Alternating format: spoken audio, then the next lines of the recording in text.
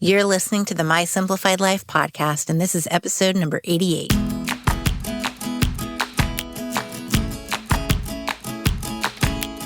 Welcome to the My Simplified Life podcast, a place where you will learn that your past and even your present don't define your future. Regardless of what stage of life you're in, I want you to feel inspired and encouraged to pursue your dreams, simplify your life, and start taking action today. I'm your host, Michelle Glogovac, and I'm excited to share my stories and life lessons with you while taking you on my own journey. This is My Simplified Life.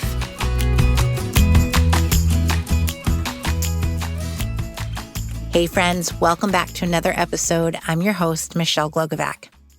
Today's topic is one that is normally filled with controversy, but my guest, Tonya McKenzie, is someone who brings knowledge, experience, and common sense to the table.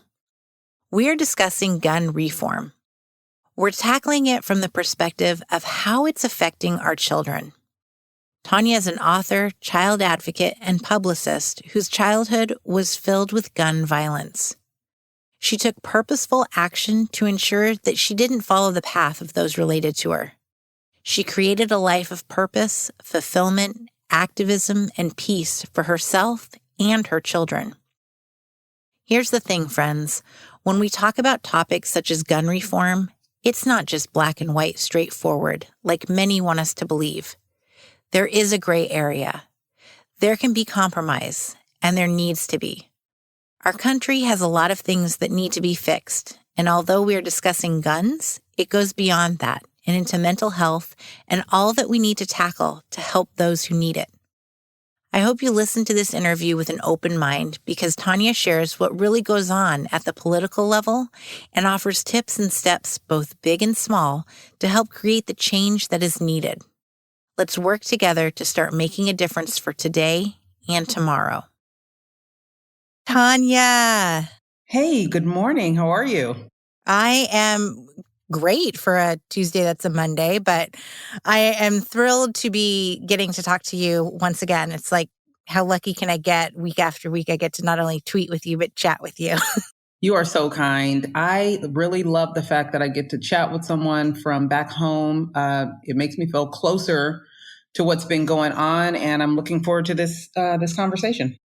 Me too. So can you take a moment and introduce yourself to everyone, please? Absolutely. My name is Tonya McKenzie. I am a San Jose, California native, born and raised. Whoop, whoop. Yes, love it. And I live in Los Angeles, so I always say from the Bay to LA, but definitely a California girl. Currently, I am the commissioner for LA County, out here trying to do the work in the equity and diversity space, human relations commission, just working hard on some of those issues that come up on a daily basis, how we deal with each other. I'm also a speaker for Everytown and Mom's Demand. So looking at gun reform and gun regulation and safety and anti-violence movement that seems to be sweeping the nation right now.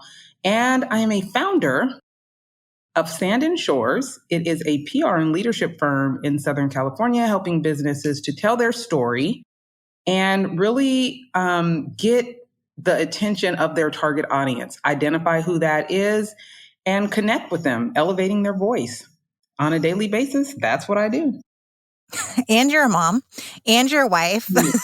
You do a lot. You're a baseball mom. You're wrapping bats. I see it all. Yeah, I'm like, I'm the fix-it person. The toolbox in the house is mine.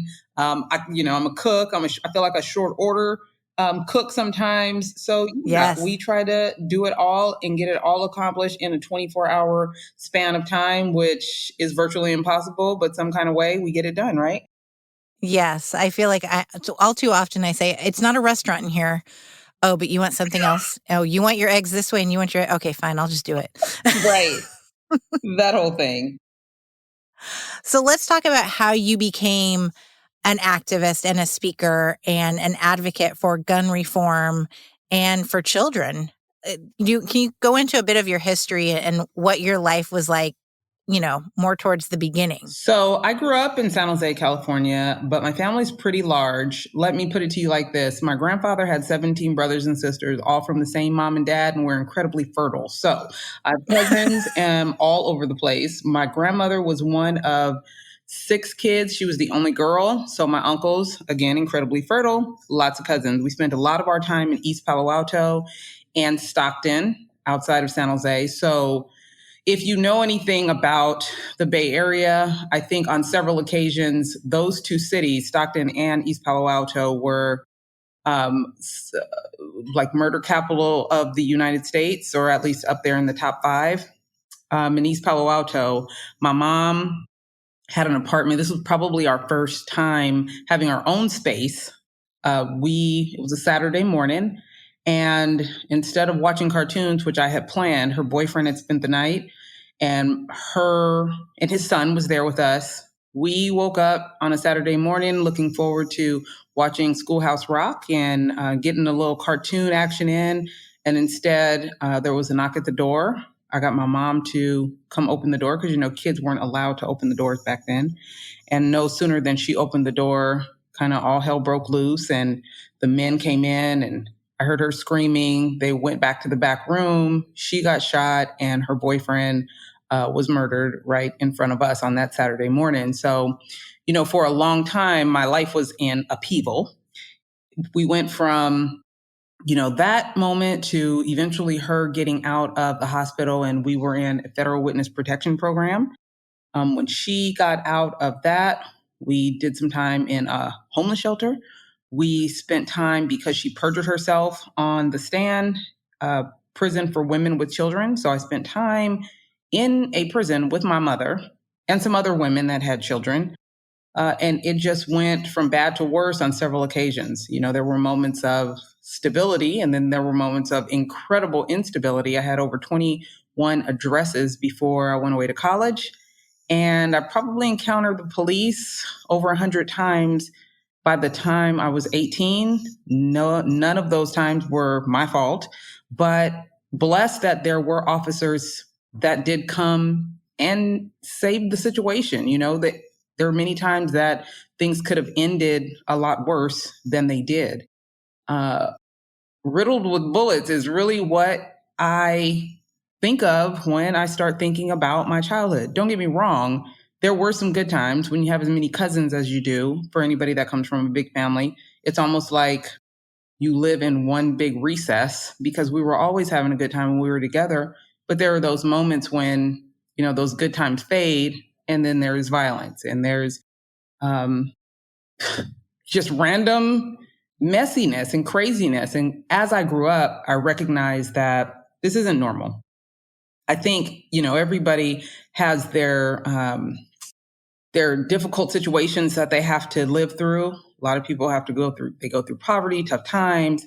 But once I really sat down as an adult to take inventory of everything that this child had gone through, I recognized that, wow, like this little girl had been through a lot. Looking at myself in third person, and just, telling the story from a third person perspective to myself, it helped me recognize gun violence is a huge problem. And it does not get addressed, I think, with the immediate resolution needed from our government and from the community, especially when you have communities where it happens on a regular basis. So I wanted to be a part of starting to have these conversations and find solutions. I wrote a book about this about 4 years ago, just from my perspective. I didn't write about anything that anyone else went through, strictly from my perspective. And it's called The Child's Memories of Cartoons and Murder.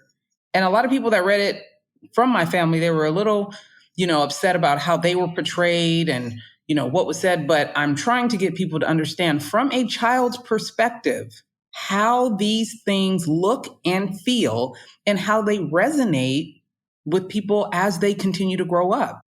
And that's, kind of how I got started. Once I made a commitment to really share my own personal story, it really put me in a place where I had to decide, what else am I going to do with this story? how am I going to help others? And I just, took a dive head first. Let's do it.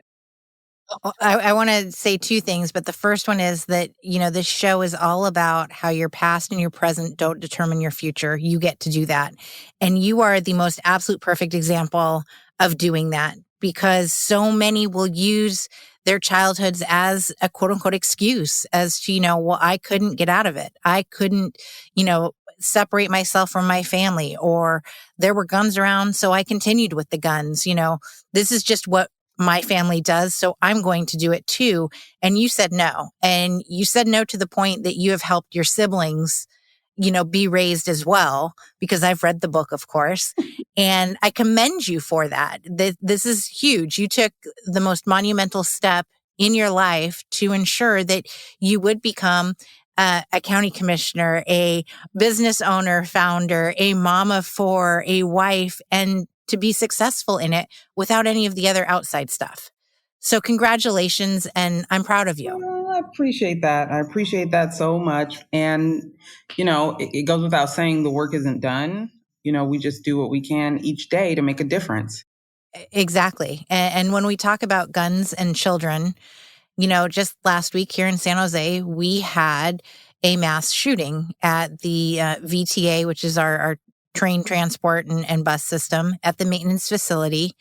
And although children were not injured, they were not in the line of fire, the school district that we are a part of sent us a letter that said one of our schools was affected and was locked down, and the children know why. And so now we're offering therapy, and we know this is traumatic. And no matter how you look at it, children are involved. And that's proof right there that even though they're not physically present at that moment, they are involved. Absolutely. You have parents, you have siblings, you have grandparents there. And there's a thing called secondary trauma. And it means you don't have to be the person that the trauma actually affected directly, but indirectly, you have been affected. And how that resonates with a child, you don't get to determine. That's the thing I think people forget. You hear often where they say, oh, kids are resilient. Kids get over things really fast. And the truth of the matter is they don't. One of the things that I researched when I started writing my own book, I fell into really understanding what ACEs are, because I wanted to understand how can somebody that has been through so much, like me as a child, the gun violence, the sexual assault, the all the trauma, domestic violence, watching my mom get beat up, how do you not turn out crazy, right? That's really the question, is how do you not turn out? Like, how can I be okay after all of that? And, San Diego Kaiser did some research back in the day. And what happens when these hospitals and medical research, they get their findings and they put it in the journal, but it took Dr. Nadine Burke-Harris to take that work and actually build a practice of it. So now she is California's first Surgeon General, and she really championed work for our youth, our infants, our teens, our young people, and started really preaching about how the things that happen to a child, regardless if it happened directly to them, if they witnessed it, or even if it happened to someone that they were close to, affected them. Also, think about San Jose, for the most part, is a very family-oriented area, and where it's not family-oriented, it's very business-oriented. So violence to that degree definitely is not something that you get used to. And when something shakes your foundation like that, and you hear about these types of things happening, and it's not like you could keep it away from them. They had to shut down the whole transit in a city that large for a couple of days, I believe. So if you are a child that takes the bus, and our VTA out there is something that has worked for so many people. As bad as the traffic is, it would be a lot worse without VTA. So if you take the bus, if you take the light rail anywhere, it stops. So that disturbs your progress and disturb your normalcy. Of course, if you're a child, you want to know why. You hear about it. You feel unsafe. You start to feel like your foundation is shaken, even if you didn't witness it. But even more so if you're related to or connected to someone that it did happen to. And the truth of the matter is, most people I know have some from San Jose or even the Bay Area have some kind of connection to VTA. My husband's friend, his father worked there, and one of his friends left Atwater. They're from Atwater, California. They moved to San Jose to work there. So now someone in my household has been affected by it. Mm-hmm. It touches every life in a different way. And the sad part is that we don't get to decide how it affects them. It just does. And then we're charged with dealing with our children to bring them back to normalcy, to at least be a place where we don't re-traumatize them. And so how do we create gun reform that is going to help us? Because there's so many different avenues and layers to this. We've got, the right side and the left side, and we've got the NRA, and I think there's a lot of hot air that's going on over there. And then I think there's a huge issue with mental illness because, and as we know, the shooter last week, he was bipolar, he was depressed, he suffered from mental illness. And, even his ex-wife said, well, he had threatened to do these types of things. Okay, when do we start taking threats seriously like this? And how did he get possession of a gun? How did he get so much ammunition? The picture it was horrific to see how many bullets he actually had. He blew his own house up in addition to it. So where do we even start? You got to understand, common sense just ain't that common anymore. And everyone that seems to romanticize guns these days does not take into account the damage that it does. First of all, there is absolutely no reason why military-style guns are even allowed on the street. Like, unless you're going to war, there are certain guns that should not be allowed to the general public. And there's going to be a lot of people that disagree with that, but let's get back to common sense. What are you using it for? Right. Where are they sending you to go fight a war? Because on the streets of San Jose ain't it, right? Okay, so then we have things that politicians can even agree on. They just can't seem to get out of their own way. So if you are someone that has been involved, arrested, charged with domestic violence, you should never be able to get your hands on a gun again, because clearly you have anger management issues. It's not hard. Those are common sense things. You're someone that has issues handling anger and emotion.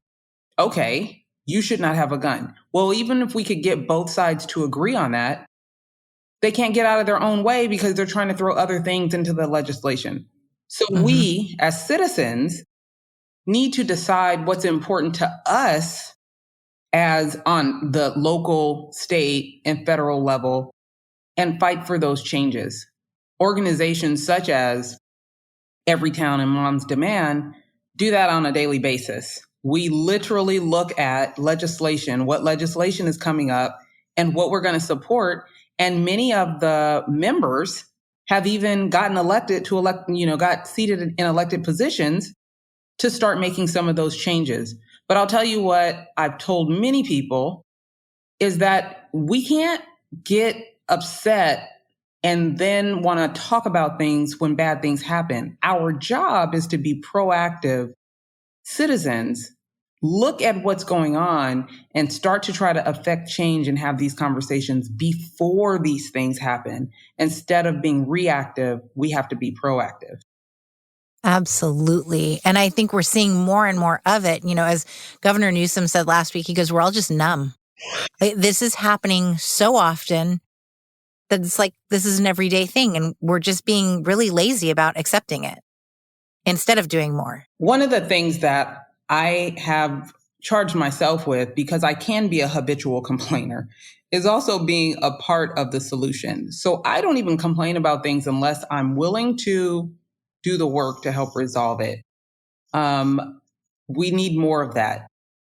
I'm not the epitome. I'm not the exception, but I am a way to look at how we can move forward. If there are things in your community, in your state, in your regional area, your county that you want to see changed, and you're super irritated about it, you need to dive in and be one of those people that works to change whatever that thing is that's really aching you, because that's how change and progress happens. It doesn't happen by sitting on the sidelines and waiting for someone else to decide to fix the problem you're complaining or unhappy about. And I don't know how you do it all, because you do it all. So Coffee and wine at night. It's a thing. now, how do we go about in regards to gun reform and taking, it out of the hands of those who shouldn't have a gun? What about all the stuff that's on the black market? Because I didn't even know until recently that there were these kits that you could just put together a gun. Like, where the hell did that come from? But see, that has come up recently. And the thing is, there was a big fuss made about it when they started making these, when they started putting them out on the internet. Some people, I don't know, I think we become oblivious and just think that everything, because now everything is breaking news, right? But it's not. Mm-hmm. So if you are someone that is a consumption of news and information, set your alerts. Decide what it is that you want to be informed on. Just set some alerts to a couple of things and stay abreast of them, because the truth is, it did come up and there are people that, jumped on it. And now we have a president that went ahead and put some executive orders in place based on ghost guns, I think. But there's so much more work to be done in regards to gun legislation. And I can see he's trying to be fair and let it be a legislative type of thing. But if need be, and it needs to be an executive order, make it happen, because lives are depending on it at this point. Do you think they're prioritizing money? Absolutely. Are you kidding me? Everything leads back to money. I believe that, but I just wanted to hear it from you. Girl, everything is dollars and cents, and who benefits, and how do I look good, and how can I get reelected? Who do I have to cuddle up to get reelected? And the NRA has definitely been a huge part of our politics for a very long time. But it's time for other nonprofits and other organizations to step up and start caring about the safety of our communities and the resilience of our children, to be able to have just as strong of an effect on our communities and our country as the NRA has been. And until that happens, we're going to be in this constant cycle of them being able to push and pay for the legislation that protects them. We just had in Texas, you don't even have to have a permit to open carry. Who does that? I saw that. Like, who does that? But you got to think. But they've outlawed abortion and that kind of a thing. Right. But you can carry a gun and kill whoever. So I'm like, what kind of sense does that make? You have to have a permit to drive. You got to have a permit to hunt. You got to have a permit to do just about everything except carry a gun. Are you kidding me right now? Yeah, you have to have one to fish. You can't go to the little community lake down the street to fish, but you could have a gun. Right. So you look at where they put priorities. Like, why are you even paying attention to something that's not going to improve the quality of life of your residents? For legislators that do that, they are telling you clearly where their priorities are and that they can be bought. And I think it's also very frightening that we have so many Americans who are okay with that. Well, you got to think, election time, we are always so close to the 50-50 split. Except for this time, the numbers are a lot further apart. So it would make sense for the winners of the election to look at the message that the country sent in saying, we want some things to change. We put you in place to make some change. So I really hope before the end of this administration, some significant change is made to secure our communities, to secure the resilience of our kids, and to do better with some of these mental illness and gun laws. They have to be put in place to at least curtail some of the craziness that's been going on. Absolutely. And to start saving lives. I have one friend who's in Gilroy, and she said, what's going on? Because in the past 2 years, within a 30-mile radius, I've had mass shootings. We had the Gilroy Garlic Festival not long ago. And in that instance, we happened to be on summer vacation. Otherwise, we would have been there that day Yep. because there was a concert I wanted to go to. The VTA shooting, I was supposed to drop off my husband at the airport that day with the kids, and he canceled his trip last minute. So we were supposed to be right in these areas, and that's really freaking scary. It's scary. It is paralyzing sometimes. It is re-traumatizing for anyone that has been through a type of trauma and tried to heal, Anytime those things happen, it triggers negative emotions. And for my community, the African American community, the hard part is we have not always been proponents of mental health therapy, right? So a lot of individuals have been through trauma and not even got the help that they need. And being re-traumatized can take depression or PTSD and take it to the next level. So then you have depression, you have bipolar disorder, you have schizophrenia, and so many other things, just high functioning anxiety. There's so many ways that this can go wrong. And I think we just need to become a country where we're trying to improve quality of life for the masses instead of pleasing the minority for the money. Absolutely. And you hit a great point because it's so much easier to get a gun than it is to get mental health therapy. I mean, and that's pretty back-ass words. Look, it might even be cheaper. Who knows? It's crazy the way that it works these days. It's crazy. Yeah. So what is it? How do people get involved with Everytown Moms Demand? What is it? Is it just for moms or is it for dads too? And those who aren't parents, how do we work together to do more and to become involved with these organizations? I spoke at a Moms Demand meeting with a couple of men. Okay. So anybody that's really looking to support the efforts of these organizations, you can go online, sign up for the newsletter, start there, just read about what the organization is about and some of the work that they're doing. You can decide, well, I want to help with legislation or I want to help with just supporting survivors. Right? What that looks like.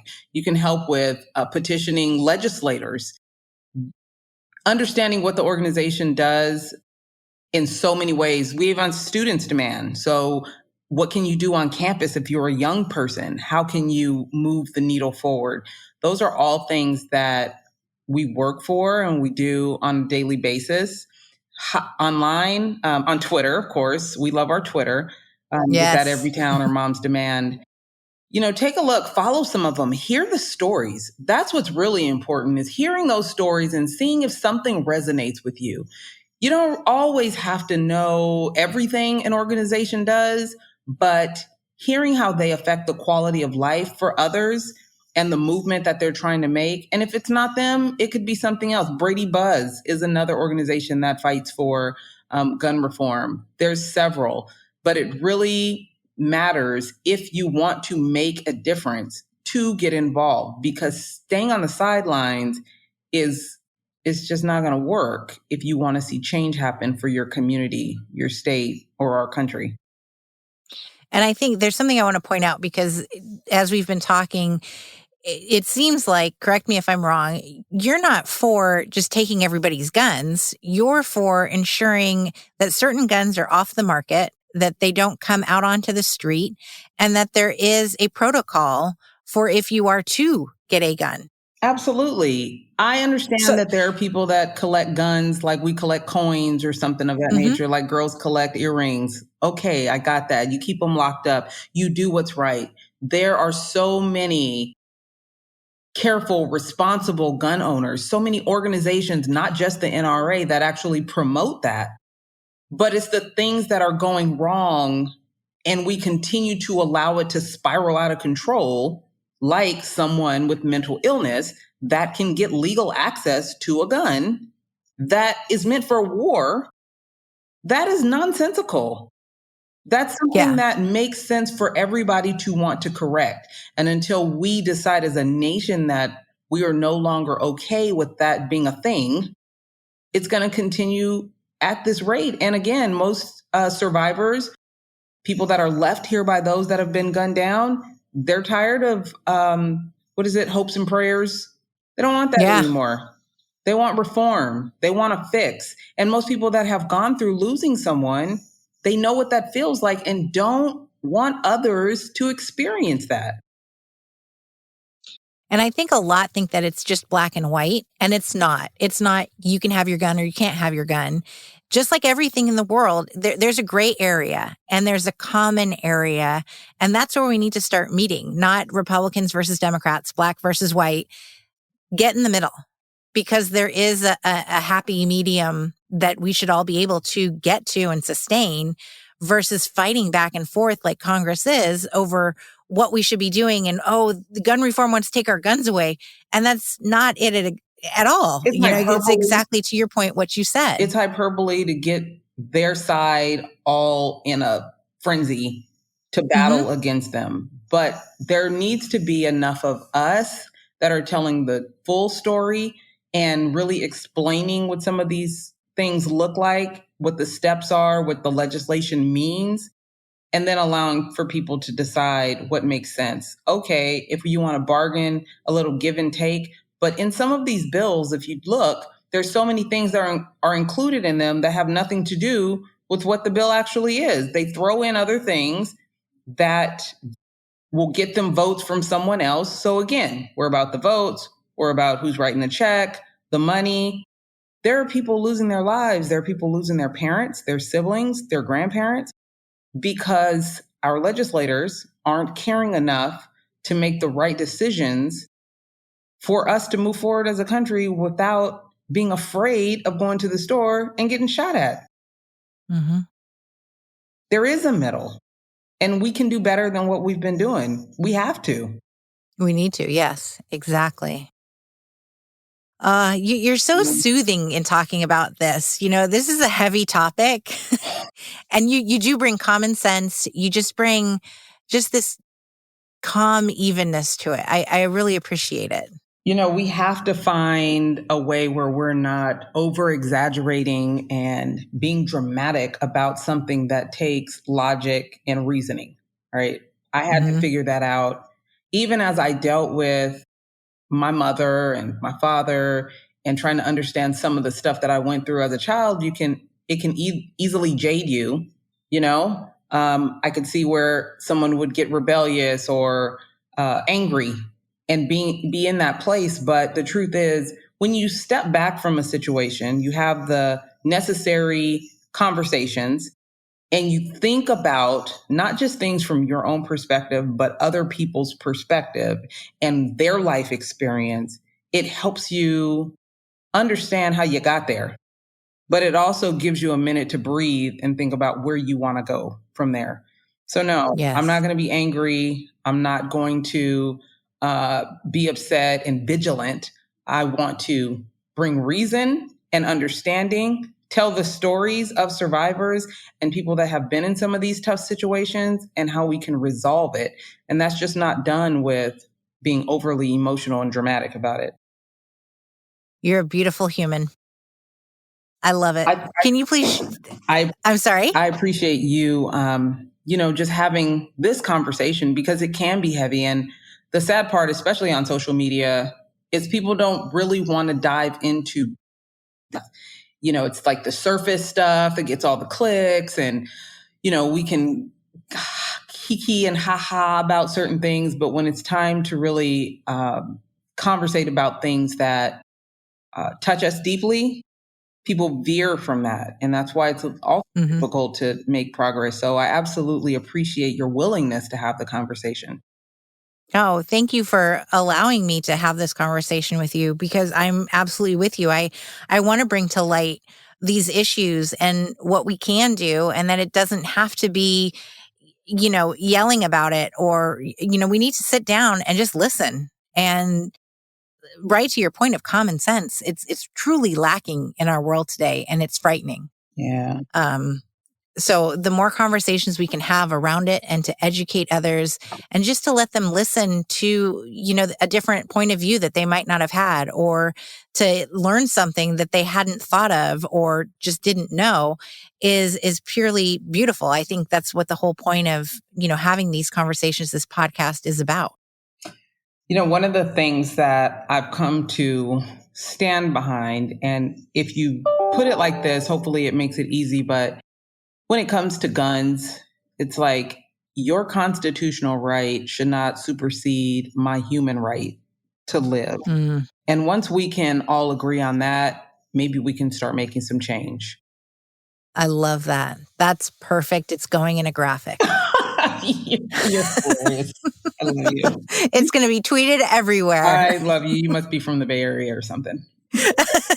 Not originally, but I am now. Yes, ma'am. Hey, we wear off on people. Look, Tupac was from the East Coast, but he was definitely a staple in the Bay Area. Okay. Yes. Yep. You're stuck with us.